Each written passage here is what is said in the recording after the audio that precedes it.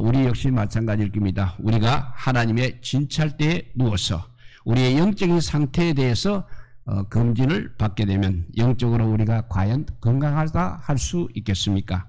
영적인 건강이라 하여 눈에 보이지 않고 추상적이고 모호한 개념으로 생각하는지 모르겠습니다. 영적인 건강은 우리 하나님과의 관계에서 그 관계가 정상적이며 항상 교제하고 있으며 그분이 원하시는 삶으로 우리 몸이 정상적으로 기능하고 있는지를 확인하는 것입니다. 하지만 이 영적인 건강은 우리 인생의 육체적인 질병, 개인적인 삶, 진로와 미래의 삶에 대한 결정적인 변수라는 것을 알아야 하는 것입니다. 우리 모두 하나님의 진찰대에 누워서 어디에 문제가 있는지 검진을 받아보도록 하는 시간이 되었으면 합니다.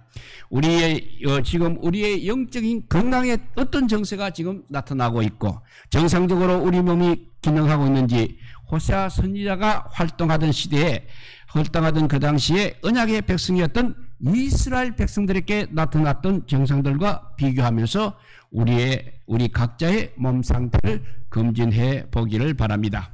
오늘 본문의 주제는 하나님께서 우리의 영적인 상태를 진찰하시는 것은 바로 우리를 치료하시기 위한 목적을 가지고 있습니다. 그렇기 때문에 이상 증상을 보이는 부분이 있다면 치료하거나 수술하게 되면 건강하고 행복한 삶을 살 수 있는 것입니다. 이 주제를 우리가 잘 알기 위해서 첫 번째로 호세아서의 배경과 주제를 먼저 살펴보고 두 번째로는 영적인 정상들을 살펴보고 세 번째는 이 정상의 결과와 우리와의 관계를 생각해 보는 시간 가지고자 합니다.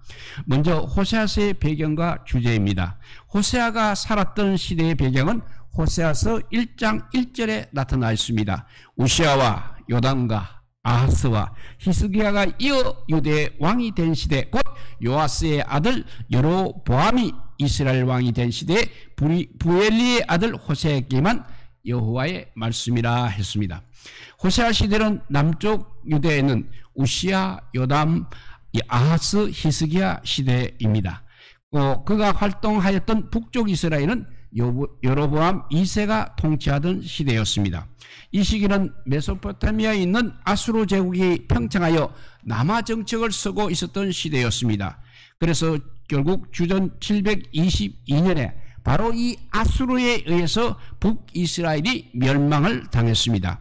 이러한 시기와 관련하여 볼 때 호세아는 북쪽 이스라엘의 멸망을 불과 짧게는 30년, 길게는 60년 정도 앞두고 활동한 선지자라는 것을 알 수 있는 것입니다.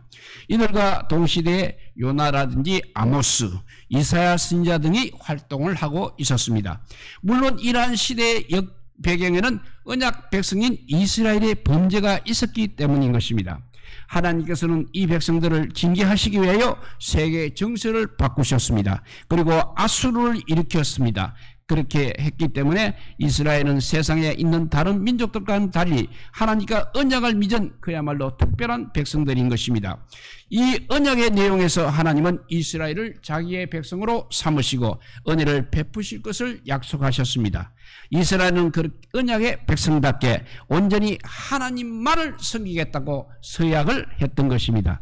그리고 이 언약대로 행하지 않게 되면 목숨을 내어놓겠다고 하면서 피를 뿌리며 맹세한 바가 있었던 것입니다. 그런데 역사를 보게 되면 하나님은 한 번도 그 언약을 배반하신 적이 없었습니다. 그러나 이스라엘은 끊임없이 바알과 아세라를 섬기며 자신의 이익을 따라 권력과 돈과 쾌락이라는 우상을 쫓아갔습니다. 호세아는 하나님과 언약 백성의 관계를 결혼한 부부관계를 통하여 설명을 하고 있습니다. 특히 이 당시에 북쪽 이스라엘은 하나님을 섬기지 않고 바알과 아세라를 섬겼습니다. 그리고 군사적이고 경제적인 힘을 신으로 섬겼던 것입니다. 당시의 사람들은 재산을 불리기 위하여 가난하고 힘없는 자들을 고통스럽게 하였고 교활한 사기와 부정한 도량형을 사용하여 부정한 이익을 많이 남겼습니다. 그리고 여러 속임수와 뇌물을 통하여 또 이익을 남겼습니다.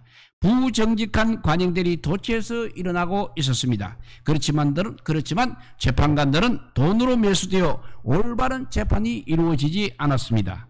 이것은 당시에 이스라엘 백성들의 독특성이 나타나는 하나님과의 맺은 그 언약대로, 그 언약의 말씀대로 살지 않았다는 것입니다. 이것이 더 이상 중요한 가치가 되지 않았음을 의미하고 있습니다. 그 대신에 하나님의 언약 대신에 다른 가치가 늘 차지하고 있었습니다. 그것은 바로 바알의 영향을 받아 돈과 권력과 쾌락이 그 자리를 차지하고 있었다는 것입니다. 그것들이 돈과 쾌락과 권력이 그들의 행복과 미래를 보장할 수 있다고 그렇게 생각을 하였습니다. 이것이 호세아 당시의 역사적 배경인 것입니다. 우리 시대와 흡사하지 않습니까? 이러한 시대의 호세아 선지자는 하나님과의 언약 관계를 기초로 하여 하나님의 말씀을 선포하였습니다. 우리가 하나님의 언약의 백성이 아니냐, 그 존재 특성에 만든 삶을 살아야 하지 않겠느냐, 이렇게 했습니다. 바로 그것이 하나님의 그대로 그렇게 사는 것이 개인의 미래도 있고 국가의 미래도 있다고 말했습니다. 오늘날로 바꾸어 말하게 되면 우리가 예수 그리스도를 믿어 그리스도 안에서 하나님과 언약관계에 있지 않느냐 하는 것이고, 하나님의 거룩한 백성다운 삶을 살아야 우리에게 미래가 있다고 말하는 것과 같은 것입니다. 이러한 역사적 맥락에서 호세아 선지자들은 하나님의 진찰들을 눕혀놓고 당시의 언약 백성들에게 나타나고 있는 영적인 건강의 적신호들을 하나하나 지적하고 있는 것입니다. 그 영적인 증상들을 한번 살펴보도록 하겠습니다. 하나님께서는 이스라엘 백성들을 치료하여 하나님 앞에 다시 건강한 삶을 살기를 원하고 계셨습니다. 이것이 하나님과 맺은 언약에 기록된 대로 들어와도 복을 받고 나가도 복을 받고 그의 모든 삶의 영역에 복을 받는 실제적인 방법이기 때문에 그렇습니다. 그래서 하나님께서는 당시에 이스라엘 백성들을 치료하시기 위하여 먼저 영적인 상태를 점검하기를 원하고 계셨습니다. 호세아서 7장 1절을 보면 내가 이스라엘을 치료하려 할 때라는 말씀이 있습니다. 여기서 치료한다는 말은 하나님께서 이스라엘을 치료하시기 위하여 하나님의 진찰대에 눕혀 놓았다는 그런 뜻이 되겠습니다. 그런데 하나님께서 이스라엘을 진찰하시기 위하여 그 몸의 상태를 보자 영적인 건강에 치명적인 증상들이 나타나기 시작하였습니다. 그 증상이 어떤 것인지 오늘 1절과 2절을 한번 봅니다. 읽어보면 내가 이스라엘을 치료하려 할 때 에브라임의 죄와 사마리아의 악이 드러나도다. 저희는 괴사를 행하며 안으로 들어가 도둑질하고 밖으로 때를 지어 너락질하며 내가 그 여러 악을 기억하였음을 저희가 마음에 생각지 아니하거니와 이제 그 행위가 저희들을 에워싸고 내 목전에 있도다 했습니다. 여기서 보면 에브라임의 죄와 사마리아의 악이 드러나도다 라는 말씀이 있습니다. 에브라임은 북쪽 이스라엘의 대표 지파입니다. 그리고 사마리아는 오모리 왕조 이후 북쪽 이스라엘의 수도였습니다. 그래서 이 이름을 사용한다는 것은 바로 북쪽 이스라엘 전체를 대상으로 하고 있다는 것입니다. 하나님의 진찰대에서 이 이스라엘의 죄와 악이 드러났습니다. 괴사, 거짓말, 속임을 행하고 집 안으로 들어가 도둑질하고 밖으로는 때를 지어 남의 자유와 권리를 강탈한다는 것입니다. 특히 뒷부분에 때를 지어 노략질한다는 이 말씀은 무리를 이루어 그 힘으로 집단의 이익을 쟁취한다는 뜻이 되겠습니다. 오늘날 같이 대기업 노제의 구조를 가지고 있었는지는 알 수 없습니다만 집단으로 악을 행하여 다른 사람을 고통스럽게 하는 것을 말하고 있는 것입니다. 그런데 이러한 악을 행하면서도 하나님께서 하나님께서 보고 계시지 않는다고 그렇게 생각한다는 것입니다. 이 본문에 보면 내가 그 여러 악을 기억하였음을 저희가 마음에 생각하지 아니하거니와 라고 그렇게 표현했습니다. 이것은 당시 이스라엘이 그렇게 그들의 생명에 치명적인 이런 정상이 있음에도 불구하고 하나님께서 그 하는 행동을 보고 계신다는 사실을 전혀 모른다는 것입니다. 어떤 면에서는 이것이 가장 큰 정세일 것입니다.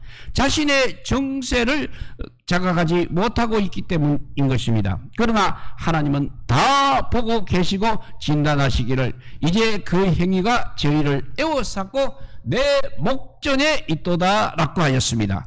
죄악이 그들의 삶 전체를 지배하고 있고 심판주의신 하나님 앞에 다 드러나고 있다는 것입니다. 그러면 그 죄의 구체적인 정상들은 어떻게 나타나고 있는 것입니까? 하나님과의 언약 관계 속에 있는 백성들은 하나님과 교제하며 하나님과의 관계에서 항상 문제를 풀어가야 하는 것입니다. 그 당시 이스라엘 백성들이 가장 큰 문제는 하나님이 아니라 돈과 권력으로 문제를 풀어가려고 하였다는 사실입니다. 호세아서 오늘 본문 3장에서 7절에 3절에서 7절에 이 점을 이미지 언어로 잘 풀어서 설명하고 있습니다. 3절에 7절을 한번 읽어보면 저희가 그 악으로 왕을 그 거짓말로 방백들을 기쁘게 하도다. 저희는 다 간음하는 자라 빵 만드는 자에게 달궈진 화덕과 같도다. 저가 반죽을 뭉침으로 발교되기까지만 불일으키를 그칠 뿐이니라. 우리 왕의 날에 방백들이 술의 뜨거움을 인하여 병이 나며 왕은 오만한 자들로 더불어 악수하는도다.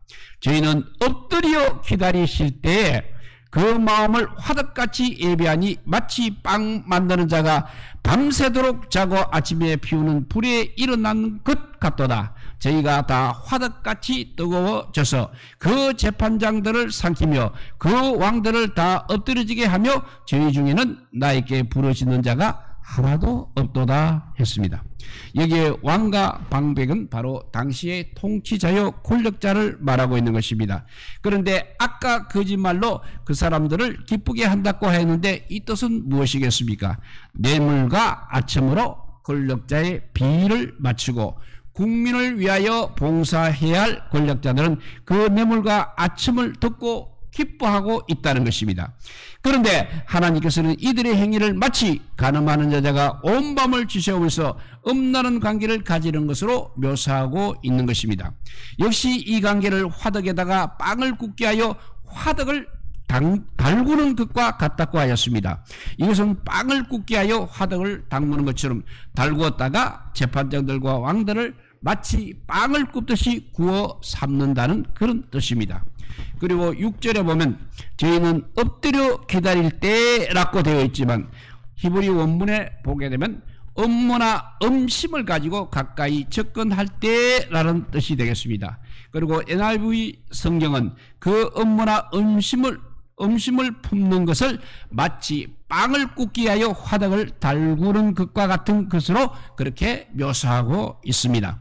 이 그림의 결론으로 하나님은 직설적으로 저희가 다 화덕같이 뜨거워져서 재판장들을 삼키며 그 왕들을 다 엎드리게 하며 저희 중에는 나에게 부르짖는 자가 하나도 없도다 라고 하였습니다.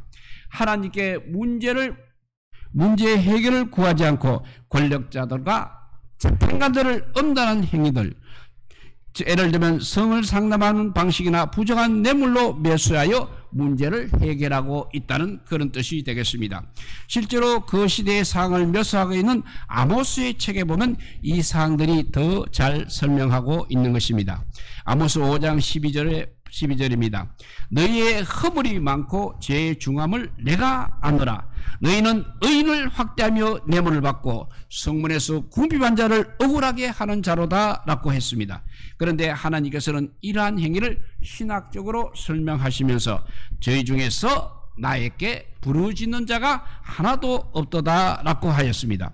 우리의 일상적인 생활 속에서 문제가 발생하게 되면 돈과 권력의 힘으로 문제를 해결하기 위하여 이 사람 저 사람 찾아다니고 그 과정에 불법을 행하고 있습니다. 그렇지만 정작 그 모든 문제의 해결점이 되시는 하나님께는 전혀 부러지지 아니하고 있다는 것입니다.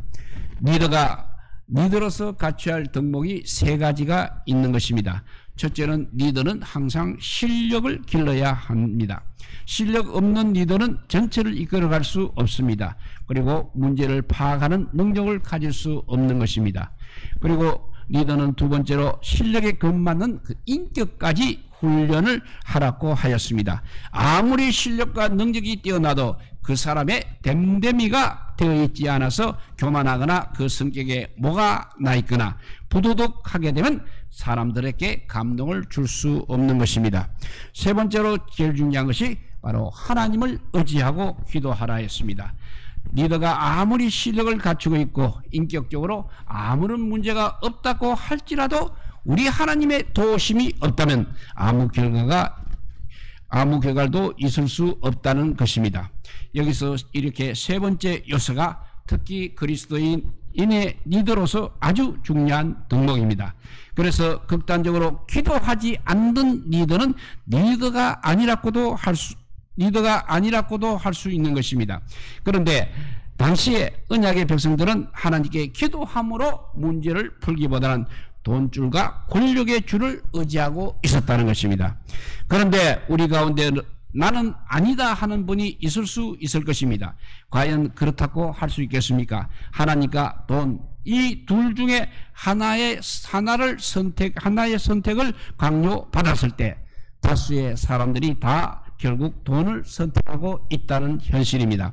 하나님을 의지하는 것 같았지만 실상 하나님께 기도하고 자신의 삶을 맡기지 않고 있다는 것입니다. 그리고 근사하게 하나님의 영광을 위한다는 말로 위장을 많이 하고 있는 것입니다. 대개 배운 사람은 단순하지 않고 이렇게 위장술에 능한 것입니다. 이 당시 하나님의 진찰대에서 금전을 받을 때 나타났던 첫 번째 정상을 이야기했습니다. 두 번째 정상은 혼합주의가 되겠습니다. 혼합주의는 바로 하나님을 섬기는 일하고 세상을 섬기는 일, 이것을 동시에 하는 행위를 말하고 있는 것입니다. 주일에는 교회에 가기 때문에 성도라고 그렇게 볼 수 있는데 평일에 직장과 일터에서의 모습은 전혀 그렇지 않다는 것입니다. 어떻게 보면 성도 같기는 합니다. 어떻게 보면 전혀 또 성도의 모습이 아닌 것 같습니다. 이러한 모습을 어떤 그림으로 우리가 묘사할 수 있겠습니까? 하나님께서 이러한 혼합주의 모습을 그러면 어떻게 묘사하고 있느냐 하면 7절과 8절을 보면 알 수가 있습니다. 에브라임이 열방에 혼잡되니 저는 곧 뒤집지 않는 전병이로다 했습니다. 혹시 여러분의 집에서 빵을 구울 때 그 빵이나 전을 뒤집지 않으면 어떻게 되는 것입니까? 한쪽은 하얗고 한쪽은 타서 까맣게 될 것입니다. 바로 이런 모습이 혼합주의라는 것입니다. 이런 모습을 좀 더 구체적으로 묘사하는 오늘 본문 9절에 보게 되면 저는 이방인에게 그 힘이 삼키웠으나 알지 못하고 백발이 얼룩할지라도 깨닫지 못하는도다 라고 하였습니다. 이방들의 영향을 받아서 하나님의 백성들만이 가지고 있는 힘을 다 빼앗겨서 그 외적인 정상이 얼룩덜룩 나타나고 있음에도 불구하고 자신은 모르고 있다는 것입니다. 마치 삼손이 돈을 노리고 삼손을 유혹하는 엄란한 여자인 델릴라에게 넘어가 머리가 다 잘려 힘이 빠진 줄 모르고 있는 것과 같다는 것입니다. 성도의 힘은 언제나 우리 하나님과 연결되어 그 선수성을 유지할 때 성도에게 힘이 있는 것입니다. 그런데 이방인들의 영향을 받아서 혼합주의 형태로 바뀌어 그 생각하는 것이나 말하는 것이나 행동하는 것을 보게 되면 이미 힘이 다 빠진 모습인 것입니다. 그런 사람이 우리 성도들이 쓰는 용어인 하나님이나 믿음이나 하나님의 영광이나 교회 그리고 은혜라는 용어를 사용하는 것을 보게 되면 마치 성도처럼 보이기는 합니다만 사고하는 것이나 말하는 것이나 행동하는 것을 보면 완전히 아닌 것입니다. 성도가 사용하는 용어는 사용은 하고 있는데 교회 생활은 항상 뒷전이고 희생과 봉사는 말뿐이면 바로 그것이 뒤집지 않는 부침개와 같다는 것입니다. 밑에는 새까맣게 탔고 위에는 설익은 전과 같은 모습, 이것이 바로 혼합주의의 모습, 혼합주의의 정상이라는 것입니다. 이러한 모습은 구체적으로 어떤 것입니까? 하나님께서는 그 모습을 오늘 본문 10절 11절에서 이렇게 말하고 있습니다. 이스라엘의 교만은 그 얼굴에 증거가 되나니 저희는 이 모든 일을 당하여도 그 하나님 여호와께로 돌아오지 아니하며 구하지 아니하는도다. 에브라임은 어리석은 비둘기같이 지혜가 없어서 애굽을 향하여 부르짖으며 아수르로 가는도다 했습니다. 겉으로는 그 모습이 뒤집지 않는 전과 같은 모습을 하고 있어도 여호와 하나님께 돌아오지 않고 있다는 것입니다. 그리고 아직까지도 세상의 권력을 의지하고 있다는 것입니다. 그리고 또 비둘기같이 지혜가 없어서 아수르로 가기도 하고 애굽으로 가기도 한다는 것입니다. 비둘기는 순결과 평화의 대명사로 통하고는 있습니다만 쇠가에 속하기 때문에 일반적으로 지혜는 없다고 합니다. 이스라엘이 쇠가에 속하는 비둘기처럼 지혜가 없다는 것을 말하고 있는 것입니다. 이스라엘의 역사를 보면 이 현상을 잘 볼 수 있습니다. 열왕기서에 보면 이스라엘 백성들이 외적에 치니까 경제적인 어려움으로 국가적이나 개인적으로 어려움을 당하고 있을 때 메소포타미아 문명계에 있는 아수르라든지 남쪽 애굽 사이에 시속 게임을 하는 것을 볼 수 있습니다. 그런데 이 시속 게임의 최후가 묘사된 열왕기하 17장에 보게 되면 이스라엘의 마지막 왕 호세아가 아수르 왕 살만에셀과 동맹을 맺었습니다. 그런데 다시 또 애굽과 동맹을 맺는 것이 더 안전하다고 생각하고 애굽의 소와 동맹을 맺었습니다. 그래서 아수르 왕 살만에셀이 군사를 거느리고 올라와서 이스라엘을 함락시켰습니다. 그러면 이때 새로운 동맹관계를 맺었던 애굽이 과연 도와주었습니까? 이 현상에 대하여 신학적으로 코멘트한 내용이 열왕기하 17장 7절과 8절입니다. 참 흥미로운 내용입니다. 읽어보면 이 일은 이스라엘 자손이 자기를 애굽에서 인도하여 내사 애굽과 바로의 손에서 벗어나게 하신 그 하나님 여호와께 죄를 범하고 또 다른 신들을 경외하며 여호와께서 이스라엘 자손 앞에서 쫓아내신 이방 사람의 규례와 이스라엘 여러 왕에 세운 율례를 행하였음이라 했습니다. 그리고 오늘 호세아서 오늘 7장 14절에 보면 이와 같은 정상을 또 다른 방식으로 이렇게 표현하고 있습니다. 읽어보면 오직 침상에서 슬피 부르짖으며 곡식과 새 포도주를 인하여 모이며 나를 거역하는도다 했습니다. 이것은 어떤 정상을 말하고 있는 것입니까? 권력과 돈에 줄에 서서 침상에서 애걸복을 하려고 한다는 뜻이 되겠습니다. 그리고 곡식과 새 포도주로 인하여 모이기는 모이지만 정작 중요한 하나님의 말씀은 거역하고 있다는 것입니다. 여기에 곡식과 새 포도주로 인하여 모인다는 이것은 무슨 뜻이겠습니까? 당시 농경사회에서 곡식과 새 포도주는 오늘날로 말하게 되면 우리의 삶을 유지할 수 있는 일에 필요한 양식과 쾌락을 즐길 수 있는 술을 말하고 있는 것입니다.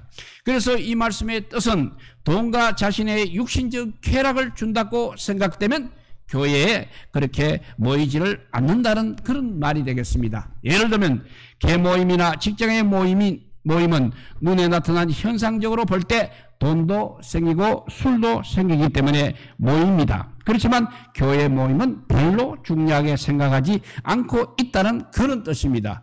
과연 우리들은 어떻게 하고 있는 것입니까? 이 사람과 교제하고 생일이나 명절 때마다 선물과 뇌물을 구별할 수 없을 정도로 주다가 또 저 사람과 교대하고 동일한 방식으로 열심히 일하고 있지 않습니까? 이 줄 타고 저 줄 타다가 줄타기 하는 사람은 결국 그 줄 때문에 망하게 되는 것입니다.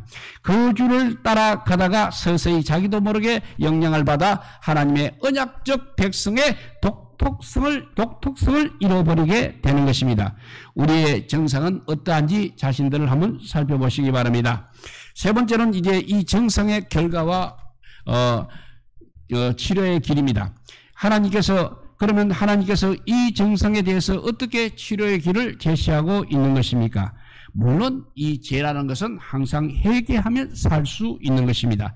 하지만 당시 이스라엘 백성들은 하나님이 구속하여 회복하시려고 하셨지만 거짓을 말하고 그들에게 힘을 주어 새롭게 하였으나 그들이 듣지를 않았다는 것입니다. 그래서 내가 저희를 구속하려 하나 저희가 나를 거스려 거짓을 말하고 성심으로 나를 부르지 아니하며 했습니다. 그래서 하나님께서는 결국 화를 선포하셨습니다.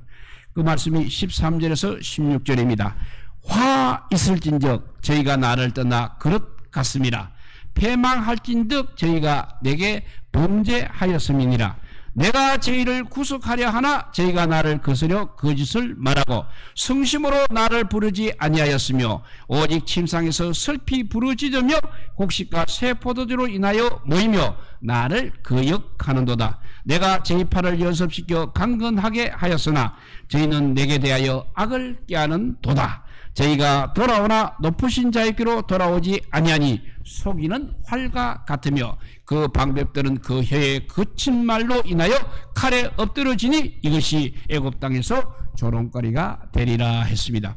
그러면 하나님께서 호세아 선지자를 통하여서 이 말씀을 하실 때 근본적인 의도는 어디에 있었다는 것입니까?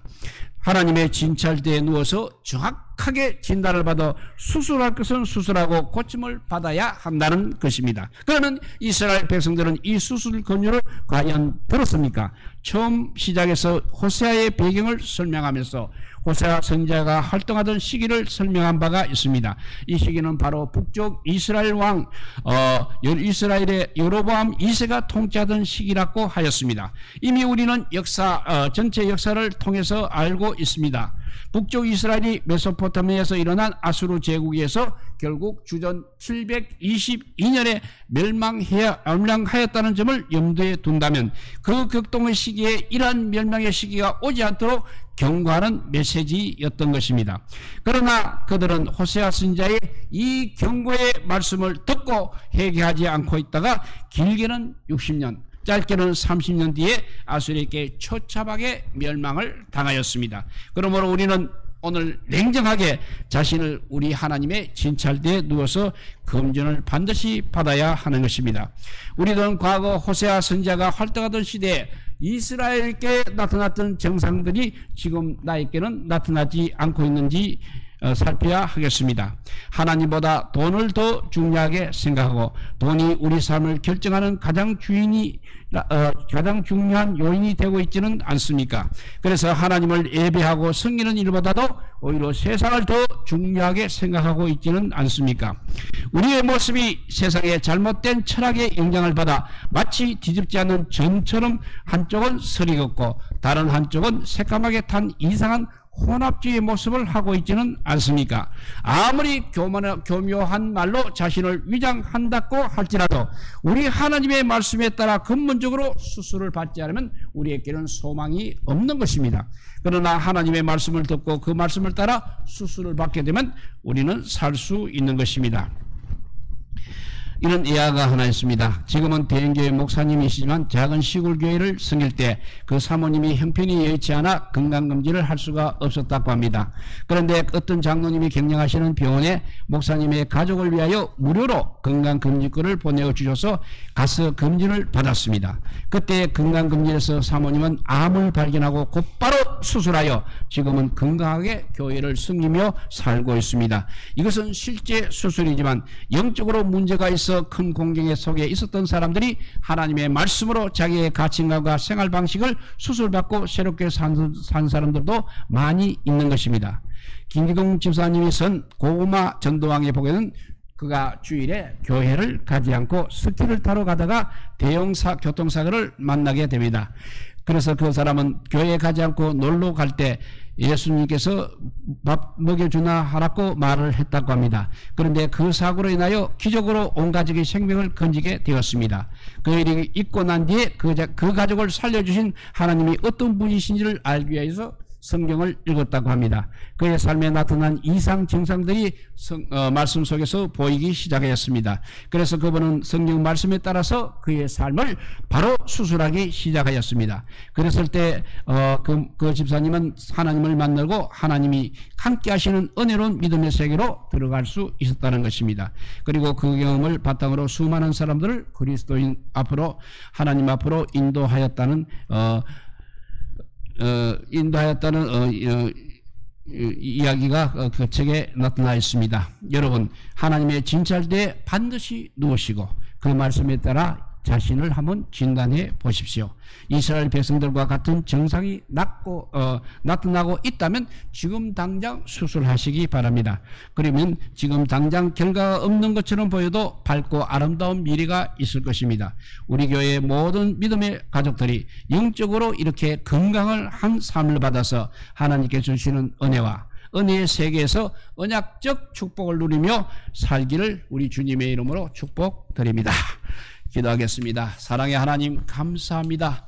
날마다 이렇게 말씀을 통해서, 기도를 통해서, 예배를 통해서, 찬양을 통해서 우리 자신을 검진하는 저희들 되게 하여 주시옵소서. 그래서 수술할 수 있으면 금방 빨리 수술해서 새로운 삶을 살 수 있는 우리 모두가 되게 하여 주시옵소서.